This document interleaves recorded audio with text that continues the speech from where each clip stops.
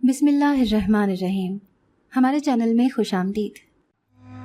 2 دن تک پیدل سفر کرنے کے بعد بالآخر میں اس گاؤں میں پہنچ گیا تھا۔ بھوک اور تھکن سے میرا برا حال تھا۔ میرے پاس اتنے پیسے بھی نہ تھے کہ میں قریب کی دکان سے کچھ لے کے کھا لیتا۔ ویسے بھی اتنی دور سے پیدل چل کر آ رہا تھا کہ میرے پاس کرائے کے بھی پیسے نہ تھے۔ میری جیب میں ابا کا دیا ہوا ایڈریس رکھا ہوا تھا۔ پھر میں نے اپنی جیب سے وہ ایڈریس نکالا اور پاس میں جاتے ایک شخص سے پوچھنے لگا، کیا آپ مجھے اس حویلی کا پتہ بتا سکتے ہیں؟ اس نے ایک نظر کاپی پر ڈالی، پھر حیرت سے مجھے سر سے لے کر پاؤں تک دیکھنے لگا، جیسے میں نے اس سے کوہکاف کا پتہ پوچھ لیا ہو۔ پھر میرے قریب آ کر کہنے لگا کہ بھائی، آخر تم اس پرانی حویلی میں جا کر کیا کرو گے؟ وہاں تو کسی کا آنا جانا نہیں ہے۔ اس کی بات مجھے کچھ عجیب سی لگی تھی۔ پھر میں اس سے کہنے لگا کہ برائے مہربانی آپ بس مجھے یہ بتا دیں کہ یہ حویلی ہے کہاں پہ۔ پھر اس نے مجھے ہاتھ کے اشارے سے 2-3 گلیاں چھوڑ کر اس پرانی حویلی کا پتہ بتا دیا تھا۔ جو پتہ اس نے مجھے بتایا تھا، مجھے یہ سوچ کر حیرت ہوئی کہ وہیں سے گزر کر تو میں آیا تھا، لیکن شاید میں نے آتے ہوئے اس پر زیادہ توجہ نہیں دی ہو۔ یوں میں ایک بار پھر پلٹ کر اسی راستے پر واپس جا رہا تھا جہاں سے تھوڑی دیر پہلے میں گزر کر آیا تھا۔ پھر گاؤں کی 2-3 گلیاں چھوڑ کر اس لال دروازے والی پرانی حویلی کے سامنے میں کھڑا تھا۔ حویلی کا بہت بڑا دروازہ تھا، لیکن اس پر کوئی بھی پہرے دار موجود نہ تھا۔ شاید گزرے وقتوں نے اس حویلی کے رنگ و روغن کو شدید متاثر کیا تھا، کیونکہ ابا نے جس طریقے سے مجھے اس حویلی کے بارے میں بتایا تھا کہ یہ بہت خوبصورت حویلی ہوگی، لیکن ابا کی بتائی ہوئی بات کے مطابق اس کے بالکل برعکس یہ حویلی ایک اجاڑ کھنڈر سی محسوس ہو رہی تھی۔ پھر میں جا کر اس کے دروازے کو بجانے لگا۔ جیسے ہی میں نے دروازے پر ہاتھ رکھا، چھوٹا دروازہ خود بخود کھلتا ہی چلا گیا۔ شاید اس پہ کوئی بھی قفل نہیں لگا ہوا تھا۔ میں جھکتے ہوئے اندر داخل ہو گیا۔ میری حالت ایک ایسے مسافر جیسی ہو رہی تھی جو اپنا سب کچھ لٹا کر یہاں پہنچا ہو۔ ویسے بھی کہتے ہیں کہ انسان کی غربت اس کی ساری خوبصورتی اور جوانی کو کھا جاتی ہے، اور اس وقت میرا بھی یہی حال ہو رہا تھا۔ ابھی میں پکی اینٹوں سے بنی ہوئی اس روش پر چلتا ہوا اندر داخل ہی ہوا تھا کہ سامنے کا منظر میری آنکھوں کو حیرت سے دوچار کر گیا۔ وہ ایک لمبے بالوں والی خوبصورت لڑکی تھی جو گلدان میں پھول سجا رہی تھی۔ میں اتنی آہستہ سے داخل ہوا تھا کہ اس کو میری آمد کی خبر تک نہ ہوئی تھی۔ پھر جیسے ہی میں نے اسے مخاطب کرنا چاہا تو اس سے پہلے اس نے مجھے پلٹ کر دیکھ لیا۔ اب میں کسی بت کی مانند اسے دیکھے جا رہا تھا، کیونکہ اتنی خوبصورت سبز آنکھوں والی لڑکی میں نے آج تک نہ دیکھی تھی۔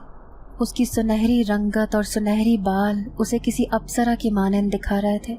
اس کی خوبصورتی نے تو مجھے چاروں شانے چت کر دیا تھا۔ شاید میں کچھ بولنے کے قابل ہی نہ رہا تھا۔ وہ خود ہی دھیرے دھیرے چلتی ہوئی میرے پاس آئی اور مجھے غور سے دیکھنے لگی۔ کون ہیں آپ اور ہماری حویلی میں کیا کر رہے ہیں؟ جب وہ بولی تو ایسا لگا جیسے کسی نے ساز چھیڑ دیا ہو۔ مجھے کرم نواز صاحب سے ملنا ہے جو اس حویلی کے مالک ہیں، میں نے جھجکتے ہوئے اس لڑکی سے کہا، اور اپنی جیب سے ابا کا دیا ہوا ایک پتہ نکال کر اس لڑکی کو دکھایا۔ اس نے بے نیازی سے پتے پر نگاہ ڈالی اور کہنے لگی کہ ان کا تو 20 سال پہلے انتقال ہو گیا ہے۔ اس کی بات سن کر میں ہرگز نہ چونکا تھا، کیونکہ جب ابا ان کے ہاں ملازمت کرتے تھے تو تب بھی وہ بہت زیادہ عمر کے ہو چکے تھے۔ پھر میں اس لڑکی سے کہنے لگا کہ ان کا بیٹا عمر نواز تو زندہ ہوگا، آپ مجھے انہی سے ملوا دیں۔ پھر اس نے مجھے اپنے پیچھے آنے کا اشارہ کیا تو میں اس کا اشارہ پا کر اس کے پیچھے پیچھے چلنے لگا۔ ہلکی ہلکی ہوا سے اس کے لمبے بال ادھر ادھر اڑ رہے تھے جو نہایت خوبصورت لگ رہے تھے۔ پھر اس نے مجھے ایک کمرے کے سامنے کھڑا کیا اور خود اندر چلی گئی۔ میں نے جیسے ہی کمرے کا دروازہ ہلکا سا کھولا تو سامنے ہی بیڈ پر ابا جیسی عمر کا ایک شخص لیٹا ہوا تھا۔ وہ جس انداز سے لیٹے تھے انہیں دیکھ کر ایسا ہی لگتا تھا جیسے وہ حرکت کرنے کے بھی قابل نہ تھے۔ ان کا سرخ و سفید چہرہ بتا رہا تھا کہ کسی زمانے میں وہ خوبصورتی کے بادشاہ رہے ہوں گے۔ پھر میں نے انہیں جا کر سلام کیا اور کہنے لگا کہ مجھے اکبر نے بھیجا ہے، وہ جو آپ کے یہاں پہلے ملازمت کرتے تھے۔ اب وہ اشارے سے مجھے بتا رہے تھے کہ میری بات سمجھ چکے ہیں۔ پھر تھوڑی دیر تک ان کے پاس بیٹھ کر میں ان سے ادھر ادھر کی باتیں کرتا رہا، حالانکہ وہ میری بات کا جواب نہیں دے رہے تھے، لیکن پھر بھی ان کی ہوں ہاں سے یہ لگ رہا تھا کہ جیسے وہ میری باتوں کو سمجھ رہے ہوں۔ پھر میں مایوس سا اٹھ کر دروازے سے باہر آ گیا۔ ان کے حالات بھی کچھ خاص اچھے نہیں لگ رہے تھے۔ پھر بھلا وہ مجھے کیسے نوکری دلوا سکتے تھے؟ میں تو بڑی آس اور امید لے کر آیا تھا، لیکن مجھے نہیں پتا تھا کہ پرانی حویلی کے رہنے والے لوگ آج خود پسماندگی سے زندگی گزار رہے تھے۔ ابھی میں یہاں سے جانے کا سوچ ہی رہا تھا کہ مجھے ایک بوڑھا آدمی آتا ہوا نظر آیا جو اس حویلی میں ابھی ابھی داخل ہوا تھا۔ وہ مجھے یوں لان کے بیچوں بیچ کھڑا دیکھ کر حیران ہوا، پھر میرے پاس آ کر کہنے لگا کہ کون ہو تم جو یوں اس حویلی میں گھوم پھر رہے ہو؟ اگر چوری کرنے کے ارادے سے آئے ہو تو پہلے سے ہی بتا دیتا ہوں کہ یہاں پر کوئی خزانہ نہیں رکھا ہوا جسے تم اٹھا کر لے جاؤ گے۔ ان کی بات سن کر میں حیران رہ گیا، پھر ان سے کہنے لگا کہ نہیں بڑے میاں، میں یہاں چوری کرنے نہیں بلکہ اس حویلی کے مالک عمر نواز صاحب سے ملنے آیا تھا اور اپنی نوکری کی سفارش لے کر ان کے پاس آیا تھا۔ پھر وہ کہنے لگے کہ بیٹا، جو خود محتاج ہو تو بھلا تمہارے کام کیسے کر سکتے ہیں؟ آج سے 10 سال پہلے کسی حادثے کی وجہ سے وہ بستر سے لگ گئے تھے اور اس کے بعد سے صحت یاب نہ ہو سکے۔ اس حویلی میں رہنے والا ان کا پورا خاندان انگلینڈ چلا گیا ہے، جبکہ وہ ابھی تک یہیں پر رہ رہے ہیں۔ ان کا خیال رکھنے کے لیے میں ان کے پاس ہی رہتا ہوں۔ میں اس شخص کی بات بڑے غور سے سن رہا تھا، پھر دل میں یہ خیال آیا کہ پوچھوں کہ آخر وہ لڑکی کون ہے جو اس حویلی میں رہتی ہے، لیکن مجھے یوں پوچھنا اچھا نہ لگا، اسی لیے چپ رہا۔ پھر وہ شخص کہنے لگا کہ ابھی میں انہیں چھوڑ کر باہر سے کچھ سامان لینے گیا تھا، ورنہ ان کی حالت ایسی نہیں ہے کہ میں انہیں چھوڑ کر یوں اکیلا جاؤں۔ میں یوں ہی چپ چاپ کھڑا رہا۔ پھر وہ مجھے کہنے لگا کہ اس حویلی کے خرچے پورے کرنے کے لیے عمر نواز کے بڑے بھائی انگلینڈ سے کچھ رقم بھجوا دیتے ہیں، یوں گھر کا خرچہ اچھے طریقے سے چل رہا ہے۔ ابھی میں وہاں سے باہر نکلنے کا سوچ ہی رہا تھا کہ اس شخص نے مجھے آواز دی، کہنے لگا کہ اگر تم چاہو تو یہاں ملازمت کر سکتے ہو، کیونکہ میں اپنے ساتھ کسی لڑکے کو رکھنے کا سوچ رہا تھا۔ ویسے تو بڑی بیگم نے اس پوری حویلی کی ذمہ داری مجھے سونپ رکھی ہے، لیکن پھر بھی اب میری عمر زیادہ ہو گئی ہے، مجھ میں اتنی توانائی نہیں بچی کہ میں اس حویلی کا بھی خیال رکھوں اور بڑے صاحب کو بھی سنبھالوں۔ اسی لیے تم چاہو تو مناسب تنخواہ پر یہاں رہ کر اس حویلی کی دیکھ بھال کر سکتے ہو۔ میں اس کی بات سن کر رک گیا۔ ویسے بھی تو میں نوکری کی تلاش میں ہی یہاں آیا تھا، کیا ہوا جو اگر تھوڑی کم تنخواہ مجھے مل رہی تھی، لیکن فی الحال مجھے گزارا تو کرنا ہی تھا۔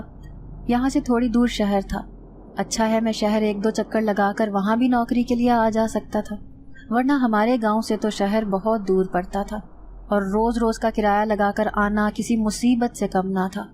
میں نے ان کی بات مان کر وہیں رہنے کا فیصلہ کر لیا تھا۔ اب اس نے اپنے ہاتھوں میں موجود سامان میرے ہاتھوں میں تھمایا، کہنے لگا کہ جاؤ اسے کچن میں رکھ دو اور اگر تمہیں کچھ کھانا ہے تو بھلے سے بنا کر کھا سکتے ہو۔ وہ سامان اچھا خاصا تھا، شاید روپے پیسے کی یہاں کمی نہیں تھی، کمی تھی تو صرف لوگوں کی، کیونکہ اتنی بڑی حویلی میں صرف 2-3 لوگوں کی ہی موجودگی عجیب سی لگ رہی تھی۔ نیچے والی منزل پر 9-10 کمرے بنے ہوئے تھے تو اوپر بھی 6-7 کمرے موجود تھے۔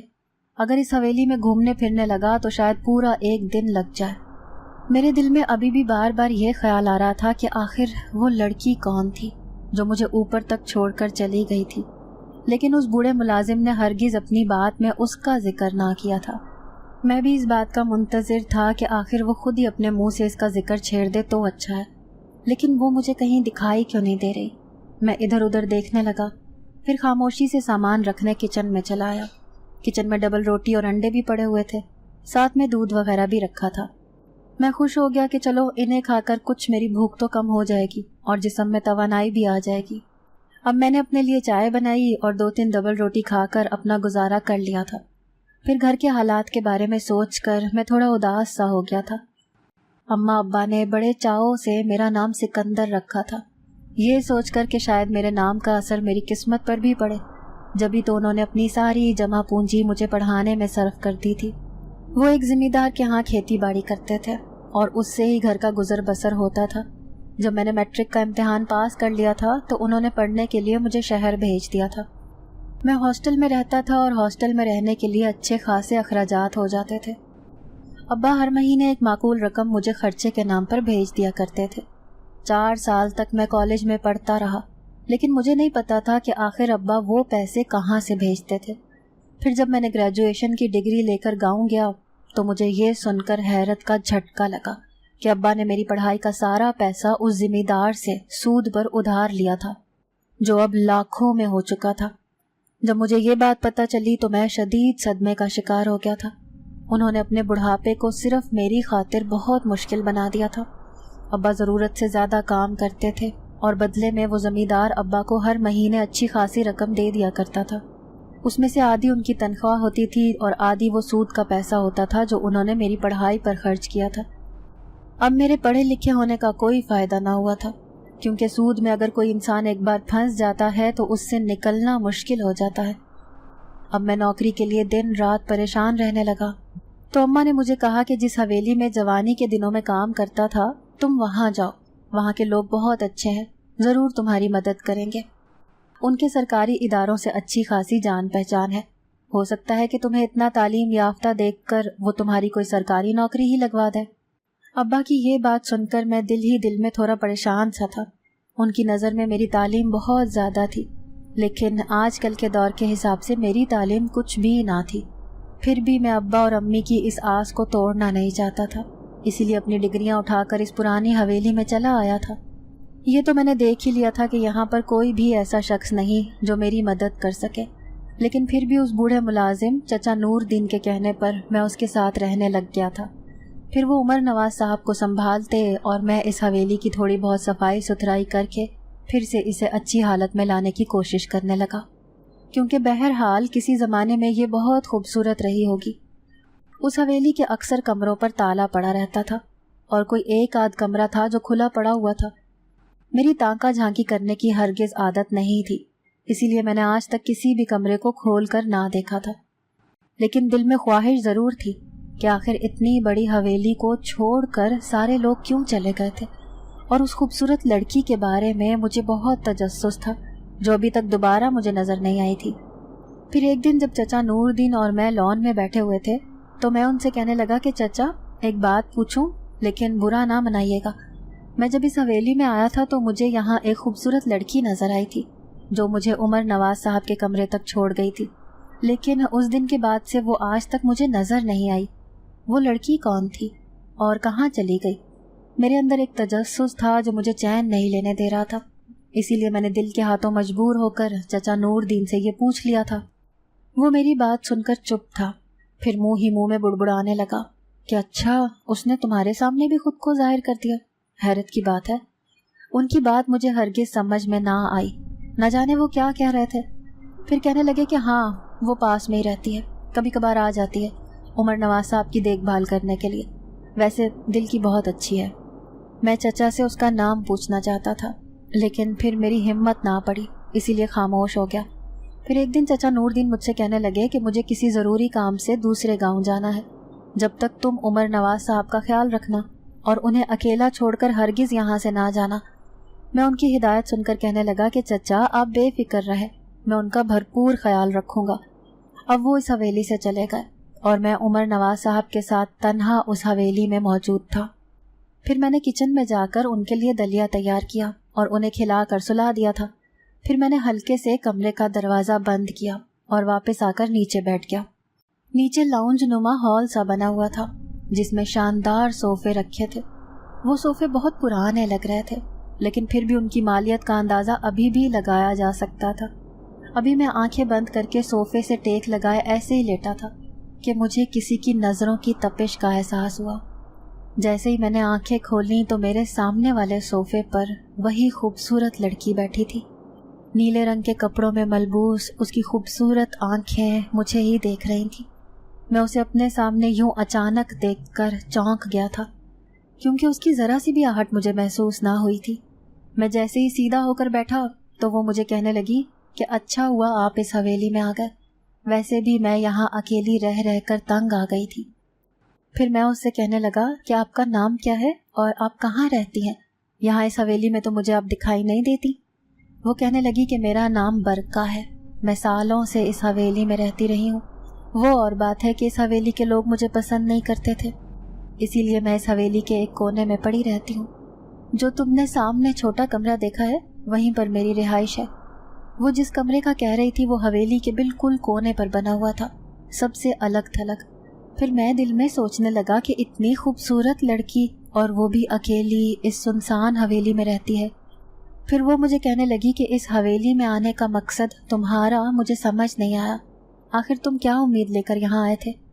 تو میں گڑبڑا کر اس سے کہنے لگا کہ میں نوکری کی سفارش کروانے کے لیے عمر صاحب کے پاس آیا تھا، لیکن وہ تو اب خود ایک بے بس انسان بنے ہوئے ہیں، وہ بھلا میری کیا مدد کریں گے؟ जैसे ही नूरदीन चचा वापस आ जाएंगे तो मैं यहाँ से चला जाऊँगा, फिर खुद ही शहर जाकर कोई ना कोई नौकरी ढूंढने की कोशिश करता रहूँगा। बरका मुझे गौर से देखते हुए कहने लगी कि अब नूरदीन कभी वापस नहीं आएगा, वो सिर्फ यहाँ एक इंसान के आने का मुंतज़िर था, उसके बाद उसे यहाँ से चले जाना था।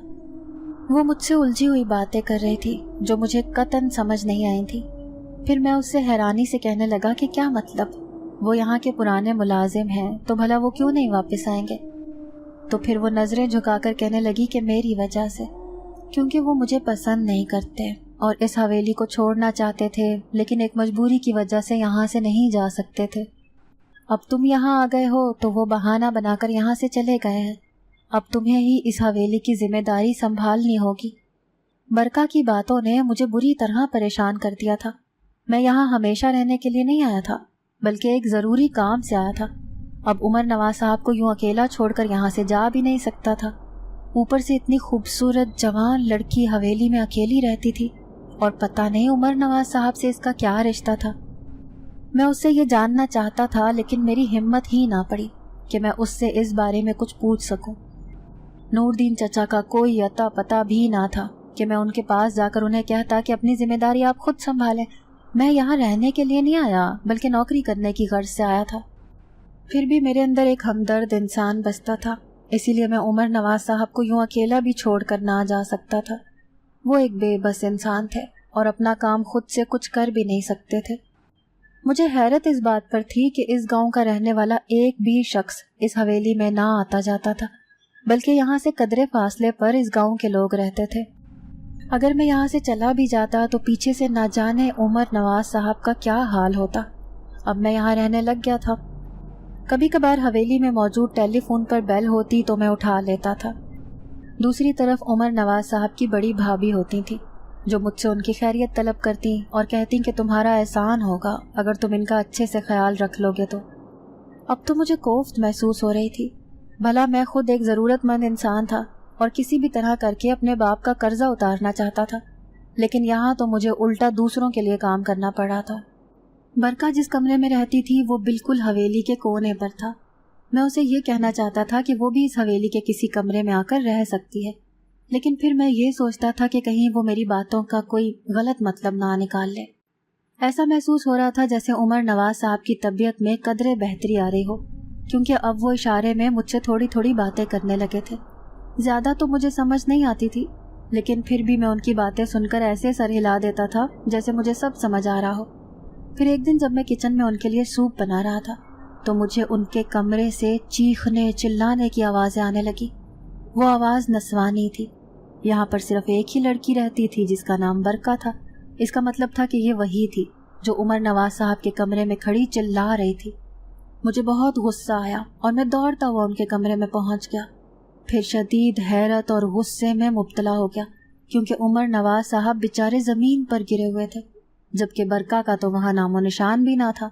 आखिर कौन था जो यूं चीख रहा था और वो कैसे नीचे गिर पड़े? मैंने बड़ी मुश्किल से उन्हें उठाकर वापस बेड पर लिटाया और उनका मुंह साफ करने लगा जहाँ से राल टपक रही थी। वो शदीद बेबस इंसान नजर आ रहे थे। मुझे पता नहीं क्यों उन पर तरस आने लगा। मुझे दिल में शदीद गुस्सा था। मैंने सोचा कि हो ना हो ये ज़रूर बरका के ही काम है। उसने ही उमर नवाज साहब को धक्का देकर गिराया है और फिर शायद मुझे आता देखकर यहाँ से भाग गई है। फिर मैंने किचन से लाकर सूप उन्हें पिलाया और दवा खिलाकर सुला दिया। अब मैं गुस्से से उसके छोटे से कमरे की तरफ जा रहा था जो हवेली के बिल्कुल कोने पर बना हुआ था, लेकिन फिर उस कमरे की हालत देखकर सुन्न होकर रह गया, क्योंकि ऐसे लगता था कि यहाँ तो सदियों से कोई इंसान ना रहा हो। बिल्कुल उजाड़ और वीरान काट कबाड़ से भरा हुआ कमरा इस बात की गवाही दे रहा था कि यहाँ पर कोई इंसान नहीं बसता। जब बरका यहाँ नहीं रहती तो फिर वो कहाँ रहती है और कहाँ से अचानक सामने आ जाती है? ये सारी सोचें मुझे शदीद दहशत और खौफ में मुब्तला कर रही थी। फिर अचानक नूरदीन चचा का यूं चले जाना और फिर बरका का अचानक मेरे सामने आ जाना। अब मैं यहाँ से जल्द अज जल्द वापस जाना चाहता था। मैं किसी अजीब उलझन में फंस गया था। अब मैंने सोच लिया था कि जैसे ही इंग्लैंड से बड़ी बेगम का फ़ोन आएगा तो मैं उन्हें साफ कह दूंगा कि मैं यहाँ नहीं रह सकता, आप किसी दूसरे मुलाजिम का बंदोबस्त कर लें या फिर आकर इन्हें यहाँ से वापस ले जाएं। भला मैं कैसे उनकी जिम्मेदारी उठा सकता था? मुझे खुद अपने माँ बाप को संभालना था ان کا قرضہ اتارنا تھا. میرے سر پر بہت ذمہ داریاں تھیں. اب میں شدت سے بڑی بیگم کے فون کا انتظار کرنے لگا اور پھر 2 دن کے بعد ٹیلی فون کی گھنٹی بجی. میں نے ان سے صاف کہہ دیا کہ میں اب مزید عمر نواز صاحب کی ذمہ داری نہیں اٹھا سکتا، اسی لیے برائے مہربانی آپ کسی دوسرے انسان کا بندوبست کر لیں. بڑی بیگم صاحبہ نے انتہائی سرد آہ بھری تھی. پھر مجھ سے کہنے لگیں کہ اگر میرے بس میں ہوتا تو میں آج ہی انہیں یہاں سے لے جا کر اپنے بچوں کے پاس لے آتی، لیکن میری بھی مجبوری ہے. کوئی ہے جو انہیں حویلی میں ہی روک کر رکھنا چاہتا ہے، اس کے آگے ہم سب مجبور ہیں. عمر کے پاس ایک ایسا راز ہے، جب تک یہ ٹھیک نہ ہوں گے اس کے اس راز کے بارے میں وہ نہیں بتا سکتے. اسی لیے اگر تمہیں یہاں سے جانا ہی ہے تو پہلے انہیں ٹھیک کرنے کی کوشش کرو، ان کا اچھے سے خیال رکھو اور ٹائم پر دوائی گولی کھلاؤ. یہ آدھی ادھوری بات کر کے انہوں نے فون بند کر دیا اور مجھے شدید غصہ آ رہا تھا.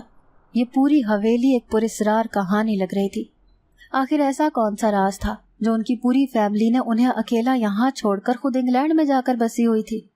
پھر تھوڑے ہی دن بعد میری آنکھوں نے ناقابل یقین منظر دیکھا. حویلی کی چھوٹی دیواروں جہاں پر باغیچہ بنا ہوا تھا وہاں اب پھول تو نہ تھے لیکن کانٹے دار جھاڑیاں ضرور موجود تھیں. میں اس دن پودوں کو پانی دے رہا تھا جب اچانک میں نے جھاڑیوں میں سے نکلتی ہوئی ایک کالی ناگن کو دیکھا جو انتہائی خوفناک اور بھیانک تھی. میں خوف کے مارے دور بھاگ گیا کیونکہ اس کی لمبائی اتنی تھی کہ وہ پورے انسان کو نگل سکتی تھی. دہشت کے مارے میں اندر آ گیا لیکن میرے ذہن پر ابھی تک اس کالی ناگن کا خوف سوار تھا. اب تو اس حویلی میں رہنا میرے لیے مشکل ہی نہیں ناممکن ہو گیا تھا. میں اپنے آپ کو شدید بے بس محسوس کر رہا تھا. ایک طرف ایک بیمار لاچار آدمی تھا تو دوسری طرف خود کی جان بھی عذاب میں پھنسی ہوئی تھی، اور وہ لڑکی بھی ایک معمہ تھی جو اچانک سے میرے سامنے آ جاتی تھی اور اب اتنے دنوں سے غائب تھی. نہ جانے عمر نواز صاحب کے ساتھ کیا مسئلہ ہو گیا تھا. وہ بھی میری ابا جیسی عمر کے تھے لیکن صدیوں کے مریض نظر آتے تھے. یوں تو حویلی کے سارے ہی کمروں کے دروازے پر تالے لگے ہوئے تھے لیکن 2 کمرے ایسے تھے جو کھلے پڑے تھے. انہیں دیکھ کر ویسے ہی خوف کا احساس جاگتا تھا. پھر بھی میرے دل میں ایک خیال آتا تھا کہ شاید مجھے یہاں سے کچھ ایسی معلومات مل جائیں جن سے یہ پتہ چل جائے کہ آخر عمر نواز صاحب کے پاس ایسا کون سا راز تھا جس کا ذکر بڑی بیگم کر رہی تھی. یہی سوچ کر میں ایک کھلے ہوئے کمرے میں چلا گیا تھا. اس کا سامان یوں بکھرا پڑا تھا، ایسے لگتا تھا جیسے اس سے پہلے بھی کئی لوگ یہاں کی تلاشی لے چکے ہوں. انگریزی اور اردو میگزین کئی تعداد میں اس کمرے میں بکھرے تھے. تبھی میری نظر ایک ایسی چیز پر پڑی جس نے مجھے چونکا دیا. وہ ایک موٹی سی کتاب تھی جس کے ہر ورق پر ناگ منی کا راز لکھا ہوا تھا. اس کتاب کی موجودگی تھوڑی حیران کن تھی. ایک طرف تو وہ موٹی کالی ناگن نظر آئی اور دوسری طرف یہ کتاب ظاہر کر رہی تھی کہ ضرور اس چھپے ہوئے راز کے پیچھے کسی ناگن یا ناگ کا تعلق ہے. ابھی میں یہ چیزیں دیکھنے میں ہی مصروف تھا کہ اچانک میرے کندھے پر کسی نے ہاتھ رکھا. میں اچھل ہی پڑا. گھبرا کر پیچھے دیکھا تو میرے پیچھے برقع کھڑی تھی جو انتہائی خوبصورت ساڑی میں ملبوس ہمیشہ کی طرح بے انتہا خوبصورت لگ رہی تھی. اس نے اپنے لمبے بالوں کی خوبصورت موٹی سی چوٹی بنائی ہوئی تھی. اس کی گہری سبز آنکھیں مجھے بڑے غور سے دیکھ رہی تھیں. پھر وہ مجھے کہنے لگی کہ آخر تم بھی باقی لوگوں جیسے ہی نکلے. شاید کسی لالچ میں آ کر تم ہر کمرے کا جائزہ لے رہے ہو، لیکن یاد رکھنا اس حویلی میں کوئی خزانہ نہیں چھپا ہے، اور اگر تم نے کوئی خزانہ تلاش کر بھی لیا تو اسی دن تمہاری موت ہو جائے گی. اس کی باتیں مجھے ڈرا رہی تھیں. پھر میں غصے سے اسے کہنے لگا کہ آخر تم ہو کون اور تمہارا اس حویلی سے کیا تعلق ہے؟ تم کبھی یہاں نظر آتی ہو اور کبھی آنکھوں سے ایسی اوجھل ہوتی ہو جیسے یہاں رہتی ہی نہ ہو. میری بات سن کر وہ ہنسی تھی. پھر کہنے لگی کہ تمہیں یہ سب بہت جلد پتہ چل جائے گا. یوں سمجھ لو کہ جیسے ہی یہ آدمی ٹھیک ہوگا تو وہ ہم دونوں کے لیے ایک بہترین دن ہوگا. تم یہاں سے ہمیشہ کے لیے چلے جاؤ گے اور مجھے بھی وہ چیز مل جائے گی جو میرے لیے سب سے قیمتی ہے. لیکن یاد رکھنا جب تک یہاں سے جانے کا نہ سوچنا جب تک میرا کام نہیں ہوگا. اس کی عجیب و غریب باتیں مجھے دہشت میں مبتلا کر رہی تھیں. اب عمر نواز صاحب کا ٹھیک ہونا بہت ضروری ہو گیا تھا. برقع شاید یہ سمجھ رہی تھی کہ شاید میں کسی خزانے کے لالچ میں وہاں کی تلاشی لے رہا تھا. پھر دوسرے دن جب میں ایک دکان سے عمر نواز صاحب کی دوائی لے کر آ رہا تھا تو گاؤں کے ایک شخص نے مجھے روک لیا. وہ مجھے غور سے دیکھتے ہوئے کہنے لگا کہ تم وہی ہو نا جو اس پرانی حویلی میں ملازم کے طور پر رہ رہے ہو؟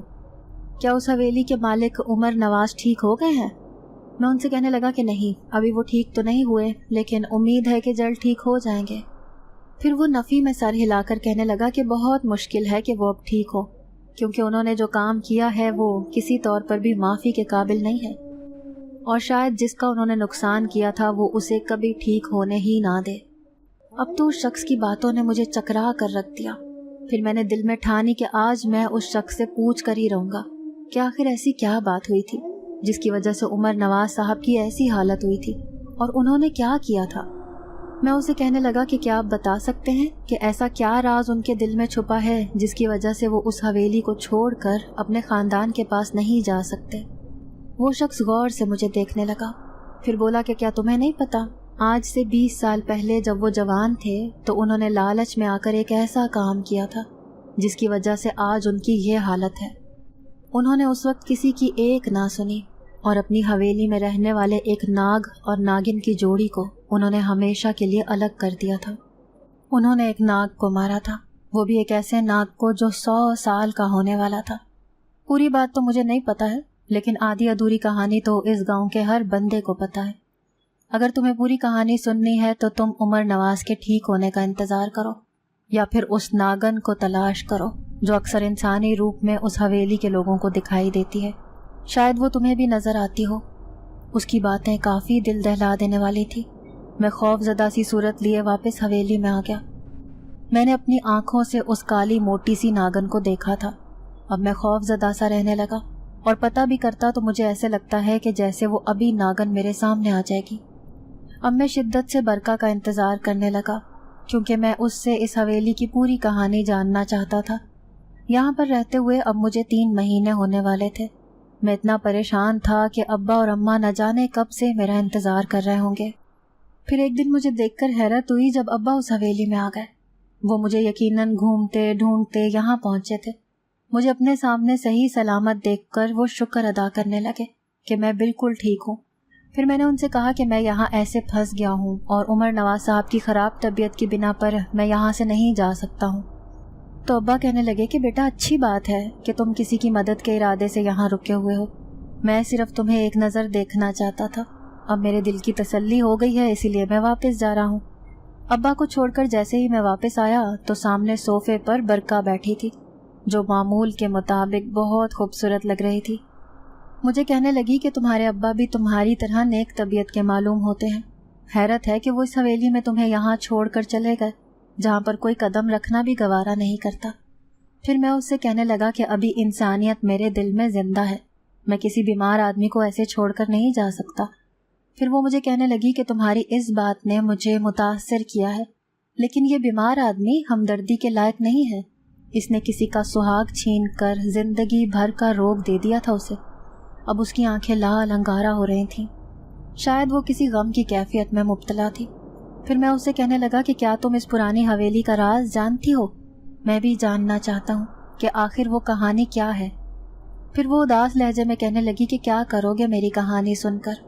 اس کی بات پر میں اچھل پڑا، پھر حیرت سے کہنے لگا کہ تمہاری کہانی؟ کیا مطلب؟ تمہارے اس سے کیا تعلق ہے؟ پھر وہ ایک کھلے ہوئے دروازے والے کمرے میں گئی اور وہاں سے ایک بین لا کر میرے ہاتھ میں تھما دی۔ پھر کہنے لگی کہ اسے بجاؤ، پھر تمہیں پتہ چل جائے گا کہ میرا اس سے کیا تعلق ہے۔ مجھے حیرت ہوئی، لیکن پھر بھی اس کی ہدایت پر میں نے وہ بین بجانا شروع کر دی۔ اب دیکھتے ہی دیکھتے میرے اوپر جیسے آسمان گر پڑا ہو، کیونکہ وہ دھیرے دھیرے ایک ناگن کے روپ میں ڈھل رہی تھی۔ پہلے اس کی جلد کا رنگ بدلا، پھر اس کا پورا جسم ہی تبدیل ہو کر ایک خوبصورت ناگن کے روپ میں ڈھل گیا تھا۔ میرے بین بجانے پر وہ ایک ناگن کی طرح جھوم رہی تھی۔ میں یک ٹک اسے دیکھتا رہا۔ میں نے جلدی سے بین اٹھا کر دور پھینک دی۔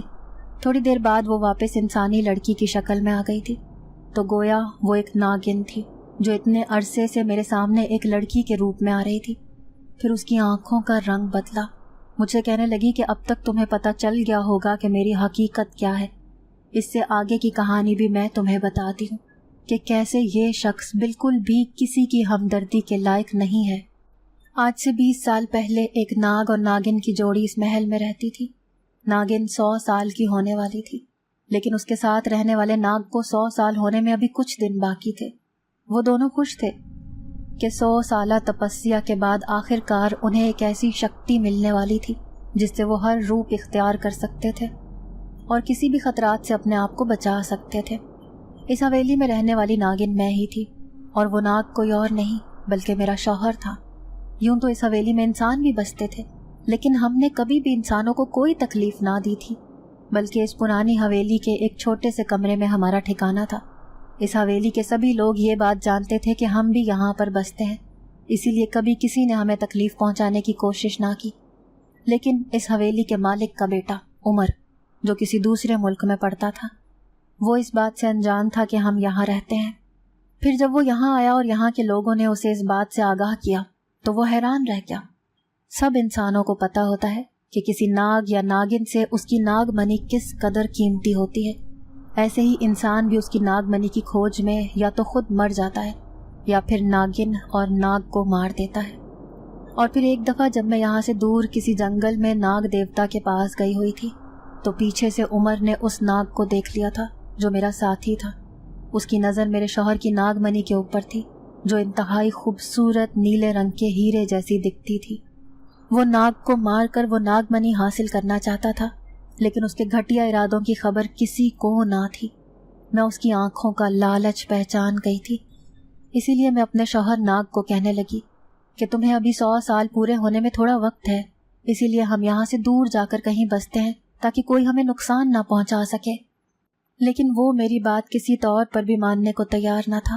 اس کا کہنا تھا کہ ہم نے اس حویلی میں جنم لیا ہے، اسی لیے ہم اس حویلی کو چھوڑ کر کہیں نہیں جائیں گے، بلکہ مرتے دم تک ہم یہیں رہیں گے۔ اس کی بات سن کر میں تھوڑی بے چین ہو گئی تھی۔ نہ جانے کیوں مجھے اپنے آس پاس خطرہ منڈلاتا ہوا نظر آ رہا تھا۔ اور پھر ایک دن وہی ہوا جس کا مجھے ڈر تھا۔ اس دن مجھے اپنے ناگ دیوتا کے پاس حاضری کے لیے جانا تھا۔ اگر میں وہاں نہ جاتی تو شاید اپنے اندر آنے والی شکتی سے محروم ہو جاتی۔ میں وہاں چلی تو گئی تھی، لیکن میرا ذہن یہاں پر ہی موجود تھا۔ پھر جیسے ہی میں اپنے ناگ دیوتا کے پاس اس مندر میں پہنچی تو فوراً ہی مجھے اپنی شکتی کی مدد سے خبر ہو گئی کہ میرے ساتھی ناگ کی جان خطرے میں ہے، اسی لیے میں دوڑتی ہوئی اس حویلی میں پہنچی۔ لیکن پھر یہ دیکھ کر میرے اوپر غم کا پہاڑ ٹوٹ گیا جب آگ میں جلتے ہوئے میں نے اپنے شوہر کے ٹکڑے دیکھے۔ شاید عمر نے اسے مار کر اس کی ناگ منی حاصل کرنے کے لیے اسے آگ میں جلا ڈالا تھا۔ اب میرے دل میں بدلے کی آگ لگ گئی تھی۔ میں اسی وقت اسے ختم کر کے مار ڈالنا چاہتی تھی، کیونکہ اس نے میری عمر بھر کی تپسیا کو راکھ کر ڈالا تھا اور مجھے ایک بیوہ کر چھوڑ دیا تھا۔ لیکن جیسے ہی میں نے اس پر حملہ کرنا چاہا تو یہ دیکھ کر حیران رہ گئی کہ ناگ منی کی طاقت کی وجہ سے میں اس کا کچھ نہ بگاڑ پائی۔ مجھے اپنے شوہر کی ناگ منی ہر قیمت میں حاصل کرنا تھی۔ وہ اسے کسی دوسرے ملک میں لے جا کر انگریزوں کے ہاتھوں بیچ کر لاکھوں روپے حاصل کرنا چاہتا تھا۔ اب میرے دل میں بدلے کی آگ بری طرح سے جل رہی تھی۔ پھر میں نے حویلی میں رہنے والے ایک ایک انسان کو ستانا شروع کر دیا اور اپنے آپ کو ان کے اوپر ظاہر کر کے انہیں بتا دیا کہ میں اپنے شوہر کا بدلہ لیے بغیر یہاں سے نہیں جاؤں گی۔ میرے خوف کا شکار ہو کر یہاں پر رہنے والے انسان ایک ایک کر کے اس حویلی سے جانے لگے۔ عمر بھی یہاں سے فرار ہونے کی کوشش کر رہا تھا، لیکن جس دن وہ یہاں سے جانے لگا اس دن میں نے اسے سیڑھیوں پر سے دھکا دے دیا، جس کی وجہ سے وہ عمر بھر کے لیے معذور ہو گیا۔ اور جب سے وہ اس حویلی میں معذوروں کی زندگی گزار رہا ہے۔ میں نے ہر جگہ پر وہ ناگ منی ڈھونڈنے کی کوشش کی ہے، لیکن 20 سال ہو گئے ہیں وہ مجھے آج تک نہیں ملی۔ نہ جانے اس شخص نے اسے کہاں چھپایا ہے کہ وہ مجھے کہیں پر بھی نہیں ملی۔ جب تک وہ ناگ منی میں حاصل نہیں کر لوں گی میں اسے ستانا نہیں چھوڑوں گی، اور نہ ہی یہ ٹھیک ہوگا۔ اب اس گاؤں میں رہنے والے ایک ایک انسان کو یہ بات پتا ہے کہ میں اسے مار کر ہی دم لوں گی۔ برکا کی کہانی سن کر میں حیرت سے دوچار ہو گیا تھا۔ پھر میں اسے کہنے لگا کہ جب تک تم اسے ٹھیک نہیں کرو گی بھلا اس ناگ منی کے بارے میں یہ کیسے بتا سکتا ہے؟ اسی لیے بہتر ہوگا کہ اس شخص کا مکمل علاج ہونے دو، تاکہ اس نے جو کچھ کیا ہے اس کا اسے بھرپور پھل مل سکے، کیونکہ جو برا کرتا ہے اس کے ساتھ بھی برا ہی ہوتا ہے۔ وہ میری باتیں بڑے دھیان سے سن رہی تھی۔ پھر میں اسے سمجھانے لگا کہ شاید تم اس کی دوائیوں میں اپنا زہر ڈال دیتی ہو، اسی وجہ سے وہ ٹھیک نہیں ہو پا رہا۔ اگر وہ ٹھیک ہو گیا تو میں تم سے وعدہ کرتا ہوں کہ اس سے وہ ناگ منی کا راز پوچھ کر ہی رہوں گا۔ آخر اس نے اس ناگ کو مار کر وہ ناگ منی کہاں چھپائی تھی؟ اب وہ خاموش میرے سامنے کھڑی تھی، پھر کہنے لگی کہ ٹھیک ہے، تمہارے ارادے نیک ہیں تو میں تمہارے ساتھ ہوں، جتنا جلد ہو سکے اس سے معلوم کرو کہ آخر اس نے اسے کہاں چھپایا ہے۔ پھر کافی محنت اور کوششوں کے بعد آخر کار دھیرے دھیرے عمر نواز صاحب کی طبیعت سنبھل رہی تھی، وہ تھوڑا تھوڑا بولنے بھی لگے تھے۔ ابھی میں انہیں اشارے میں سمجھانے لگا کہ آپ نے ناگن کو ستایا ہے، اسی لیے بہتر ہوگا کہ آپ اس کی ناگ منی کے بارے میں بتا دیں جو آپ نے چھپائی ہے۔ وہ میری بات سمجھ رہے تھے، اسی لیے آنکھوں سے اشارے کر کے پتہ نہیں کیا کہتے تھے، لیکن مجھے ہرگز سمجھ نہیں آ رہی تھی۔ تھوڑے دن یوں ہی گزر گئے، پھر ایک دن ایسا بھی آیا جب نواز صاحب کی حالت بہت بہتر ہو گئی اور وہ مجھے اشارے کرنے لگے کہ انہیں میں کمرے سے باہر لے کر جاؤں۔ اب میں انہیں ویل چیئر پر بٹھاتا باہر لے کر آیا تھا۔ وہ پوری حویلی میں گھومتے پھر رہے تھے، پھر انہوں نے ایک جگہ پر آ کر اپنی ویل چیئر روک دی، مجھے اشارہ کرنے لگے کہ جو سامنے دروازہ لگا ہے اسے کھولو۔ وہ عام سا لکڑی کا دروازہ تھا۔ پھر جیسے ہی میں نے اس دروازے کو کھولا تو سامنے ہی ایک دیوار سی بنی ہوئی تھی۔ مجھے حیرت ہوئی کہ بھلا اس دیوار پر یہ دروازہ لگانے کی کیا ضرورت تھی؟ باہر سے تو ایسا محسوس ہوتا تھا جیسے یہاں پر ایک کمرہ بنا ہوا ہو۔ اب وہ ہاتھ کے اشارے سے مجھے کہہ رہے تھے کہ اس دیوار کو ہٹاؤ۔ مجھے حیرت بھی ہوئی کہ بھلا میں اسے کیسے ہٹا سکتا تھا، لیکن جیسے ہی میں نے دیوار کو تھپتھپایا تو ایسے لگا جیسے میں کسی گتے کو تھپتھپا رہا ہوں۔ پھر میں نے زوردار مکہ اس دیوار پر دے مارا تو وہ کاغذ کی طرح پھٹتی چلی گئی۔ وہ دیوار نہیں تھی بلکہ اس کے پیچھے ایک جہان چھپا ہوا تھا، جہاں پر اس حویلی کے کاغذات اور پرانا خزانہ چھپا کر رکھا گیا تھا۔ شاید یہاں کے لوگ جاتے ہوئے یہ کام کر کے گئے تھے۔ میں حیرت سے گنگ رہ گیا۔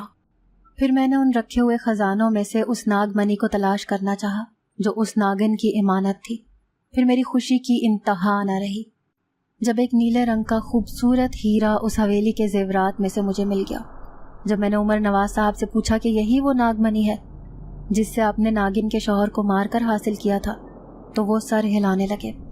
اب میں سوچنے لگا کہ ان باقی سارے زیورات کا کیا کروں جو اس حویلی کے مالکوں کی ملکیت ہے۔ پھر میں نے سوچا کہ اچھا ہی ہوگا کہ اگر میں بڑی بیگم کو فون کر کے ان کے بارے میں بتا دوں۔ جیسے ہی میں نے یہ بات عمر نواز صاحب کو بتائی تو انہوں نے فوراً ہی اپنی گردن نفی میں ہلا دی، جیسے وہ مجھے کچھ کہنا چاہتے تھے۔ پھر انہوں نے مجھ سے ایک کاغذ اور قلم مانگا۔ میں نے فوراً ہی انہیں وہ دونوں چیزیں تھما دی۔ اب وہ اس پر کچھ لکھ رہے تھے۔ تھوڑی دیر بعد انہوں نے لکھا ہوا کاغذ میرے حوالے کیا جس پر یہ تحریر درج تھی: اس ناگ منی کو میں برسوں پہلے ہی واپس کر دینا چاہتا تھا، لیکن میرا سوتیلا بھائی جان بوجھ کر اسے مجھے بنا بتائے یہاں چھپا گیا تھا، کیونکہ وہ اس حویلی کا مالک اکیلا بننا چاہتا تھا۔ مجھے سیڑھیوں سے دھکا دینے والی وہ ناگن نہیں بلکہ میرا سوتیلا بھائی ہی تھا۔ اسی کے کہنے پر میں نے اس ناگ کو مار کر یہ ناگ منی حاصل کی تھی۔ میں اس بات پر بہت شرمندہ ہوں اور میں اس ناگن سے معافی مانگنا چاہتا ہوں۔ اس بات سے صاف ظاہر ہو گیا تھا کہ قصوروار صرف عمر نواز صاحب نہ تھے بلکہ ان کا پورا خاندان تھا۔ انہوں نے ان کے سوتیلے ہونے کا فائدہ اٹھا کر یہاں سے سب کچھ لے جانا چاہا، لیکن شاید ناگن نے انہیں ایسا نہ کرنے دیا۔ پھر میں نے اس برقع ناگن کے حوالے اس کی ناگ منی کر دی، ساتھ ہی اس سے التجا کی کہ عمر نواز صاحب کو اپنی غلطی کا احساس ہو گیا ہے، اسی لیے اسے اتنے سالوں بعد معافی دے کر اپنے بدلے سے آزاد کرتے، تاکہ وہ بھی اپنی باقی کی زندگی کو صحیح طریقے سے گزار سکے، نہ کہ مریض کی حیثیت سے۔ اب برقع کو وہ ناگ منی مل گئی تھی، اسی لیے وہ واپس اپنے قبیلے میں جا رہی تھی۔ ساتھ ہی اس نے عمر نواز صاحب کو معاف کر دیا تھا، لیکن وہ جاتے جاتے مجھ سے کہہ کر گئی تھی کہ اس نے صرف میری وجہ سے عمر نواز کو معاف کیا ہے، ورنہ وہ اپنا بدلہ لے کر ہی یہاں سے جاتی۔ پھر میں نے ان زیورات میں سے کچھ زیورات بیچ کر شہر کے ایک بہت بڑے ہسپتال میں عمر صاحب کا علاج شروع کروا دیا تھا، اور پھر بہت جلد وہ صحت یاب ہو کر واپس اس حویلی میں آ گئے تھے۔